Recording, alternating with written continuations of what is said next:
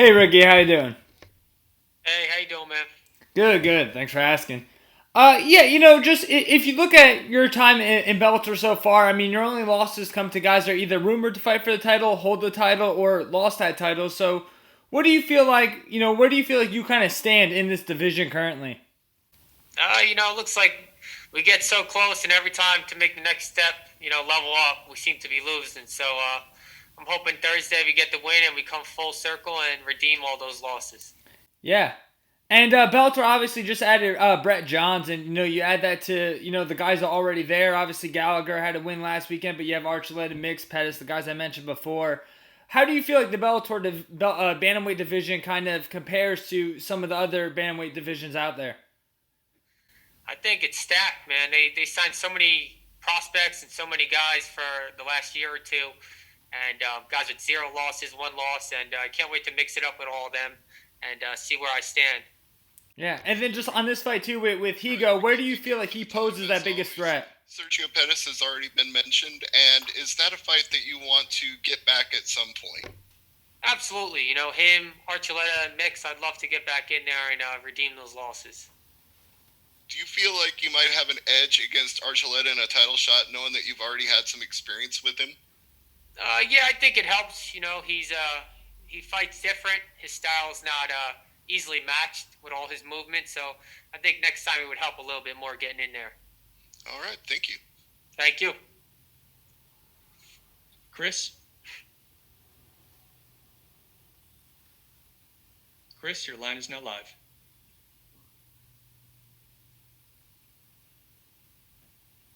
All right, we'll move on to Donna here. Hey Ricky, how's it Hey, how you doing?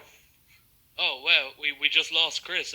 We'll get back to him in a minute. But hey Ricky, Donna Corby here. I just wanted to ask, Leandro Higo is an interesting one. I mean, you fought people who most pundits would say are quote unquote better. I mean, but he's certainly one of the trickier opponents you've faced. What exactly are you expecting going into the cage with him on Thursday?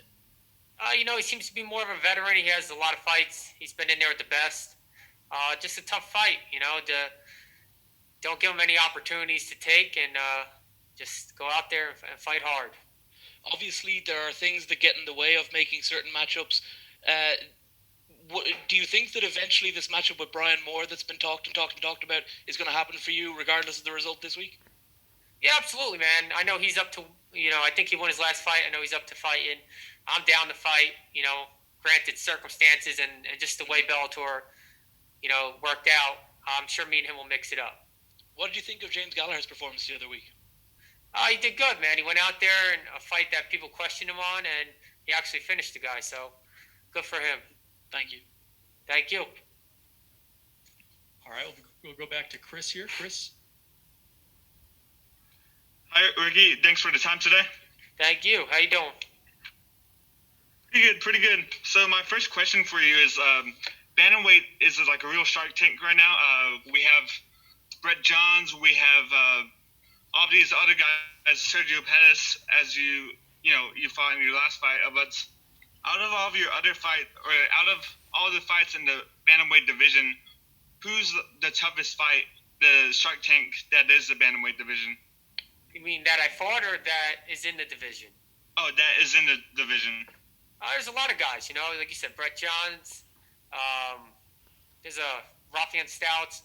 There's the guy Josh Hill. Guys with great records. They haven't really lost much, so you got to put them at the top.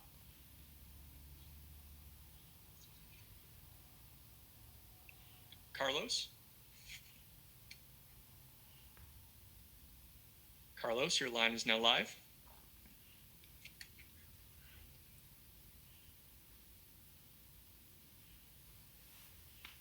All right, we'll move on to Jay Anderson. Jay, your line is live. Hey, thanks very much. And Ricky, just a quick one for me. I mean, Leandro has been talking about how he actually wanted to fight James Gallagher. He had a fight with him that fell through, and that's a guy you beat. Do you feel that he's overlooking at you all heading into this? I don't know. I don't put much thought in it. If he is, that's his mistake, and we'll find out Thursday.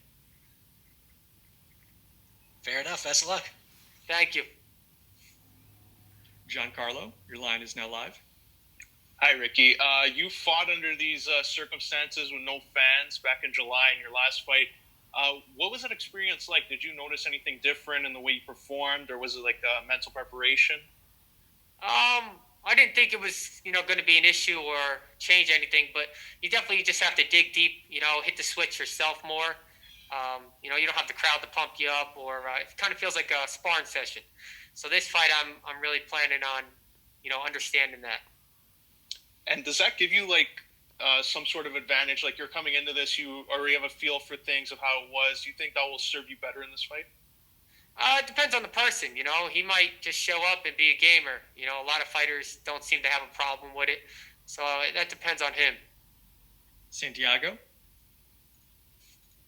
Ricky, greetings from Amsterdam. You have already been to Europe and beat France and Lambo there. Did you like it here? And are we going to see you fight here more in the future? I'm sorry?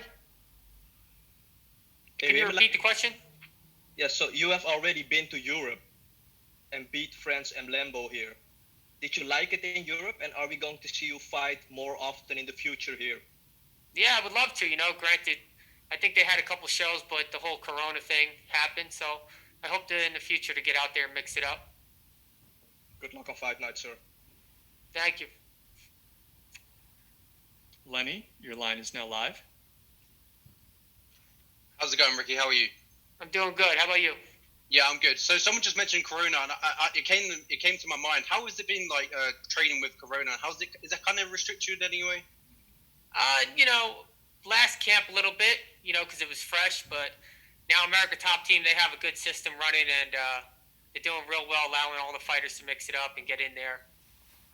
Yeah, that's perfect. Just one more for me. So Bellator have made a lot of signings. Someone kind of said this earlier, Brett Johns, he's now a new talent in your division.